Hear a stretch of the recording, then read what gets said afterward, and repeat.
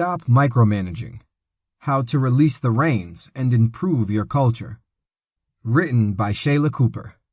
Narrated by Preston Scott. Introduction. I often speak on the fact that within my 10-year career with the government, I gained 6 job promotions. Does this line of succession have everything to do with my abilities? Mostly. But it also has to do with the mentorship and leadership I received along the way. When I started my career climb, I had just graduated from Baylor University 3 days prior and moved to a new city with the person I was dating at the time. My head was spinning with all the changes and great possibilities that awaited me. But as my young attitude met the opposition of tenured experience, I quickly realized that there were different styles of leadership within my office. On one end of the building lied the frenzied supervisor that always seemed to be in a hurry and wanted things done his way, not really teaching or training his employees, but rather relying on the fact that since you came from training, you should know what you're doing, and don't make me look bad. The supervisor whose team resided in the middle was hardly ever there.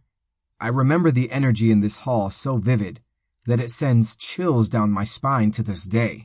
Closed doors, eerily quiet, and the occasional, "Hey Chayla," out of nowhere always caused me to jump.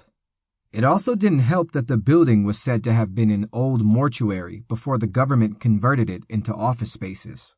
And then there was my team. My supervisor was helpful and made herself available to not only train me, but be an empathetic ear to what I had going on in life. She allowed me to be self-sufficient, while at the same time coaching me on how to avoid certain pitfalls along the way. In my opinion, my team was just right, full of life, laughter, learning, and encouragement. I attributed this freedom to my first promotion within 13 months of my starting with the agency. I continued to rise as I gathered and utilized all the knowledge I could from my supervisors and peers, creating my own bad habits along the way, as one of my mentors would say.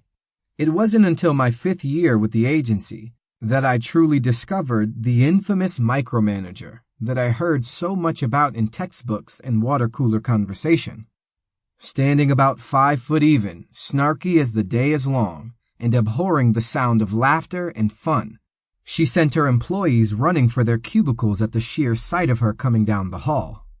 Blessed to be on the opposing team, I watched from my desk as she would hunt down employees who simply went to the restroom, ordered all emails that were leaving the unit to be Sample complete.